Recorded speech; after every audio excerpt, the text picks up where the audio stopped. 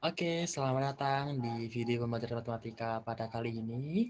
Jadi, kali ini kita akan lanjutkan atau belajar mengenai bab 3 matematika di kelas 7 semester 1, ya, yaitu mengenai bentuk aljabar.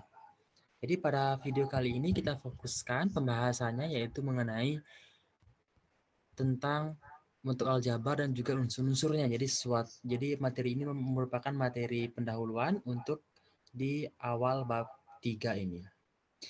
Nah, jadi bisa kita lihat bersama di layar bahwa bentuk aljabar itu diartikan sebagai suatu bentuk matematika yang dalam penyajiannya memuat huruf-huruf untuk mewakili bilangan yang belum diketahui. Nah, sebagai contoh, yaitu banyak boneka Sinta sebanyak 5 lebihnya dari boneka Dinda. Ya, jadi perlu digarisbawahi ini, 5 lebihnya dari boneka Dinda. Kemudian jika banyak boneka Dinda itu dinyatakan dengan X, maka banyak boneka Sinta dinyatakan dengan X tambah 5. Jadi X itu merupakan banyak boneka Dinda, karena banyak boneka Sinta itu merupakan 5 lebihnya dari Dinda, maka kita bisa buat sebagai X tambah 5.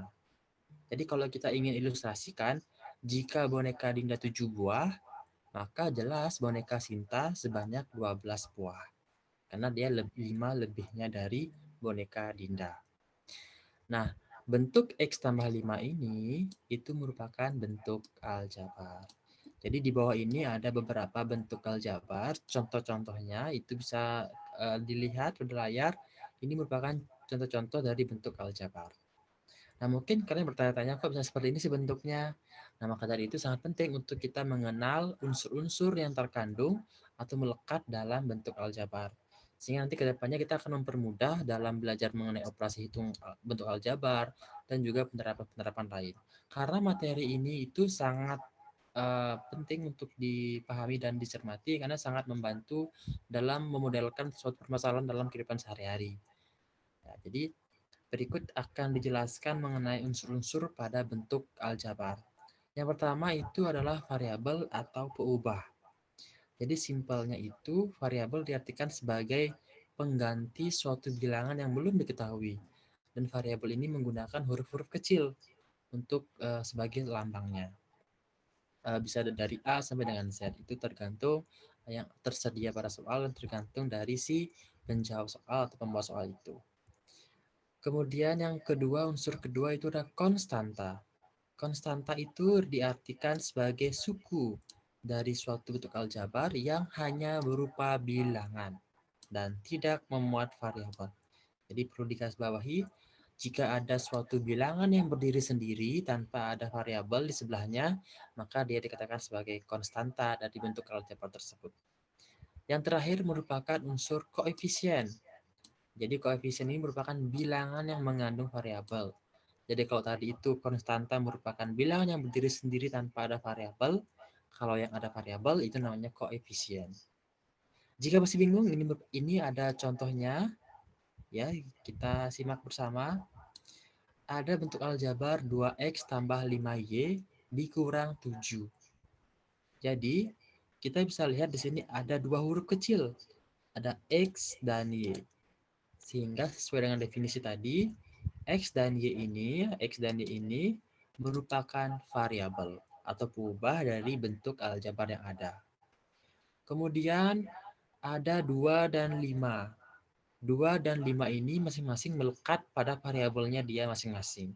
Sehingga dengan definisi yang tadi, atau dengan unsur-unsur yang tadi kita dengarkan atau cermati, maka 2 dan 5 ini merupakan koefisien. Jadi 2 itu merupakan koefisien dari X, dan 5 itu merupakan koefisien dari Y. Kemudian di sebelahnya itu ada bilangan yang berdiri sendiri tanpa adanya variabel. Sehingga negatif 7 ini merupakan konstanta. Sehingga sangat jelas terlihat bahwa perbedaan antara variabel, konstanta, dan koefisien. Jadi misalkan di sini kita punya 3x itu ya, 3x, kemudian ditambah 4y tambah 5. Maka di sini dengan jelas kita tebak bahwa variabelnya itu atau perubahannya adalah X dan Y. Kemudian koefisiennya ada 3. 3 itu merupakan koefisien dari X, 4 merupakan koefisien dari Y, dan 5 ini merupakan bilangan berdiri sendiri tanpa adanya variabel, maka dia merupakan konstanta. Gimana? Mudah bukan? Ya. Jadi tidak ada yang sulit dalam belajar matematika jika kita serius mendengarkan dan mencermati apa materi dan inti materi dari yang dibelajarkan. Kemudian yang terakhir yang kita bahas adalah mengenai suku sejenis dan tidak sejenis. Jadi dalam belajar aljabar kita mengenal ada dua macam suku, yaitu ada suku sejenis dan suku tak sejenis. Ya, sesuai dengan namanya, suku sejenis itu merupakan suku yang memiliki variabel dan pangkat yang sama. Kemudian tak sejenis tentu dia memiliki variabel dan pangkat yang tidak sama atau berbeda. Kita lihat contoh yang disajikan.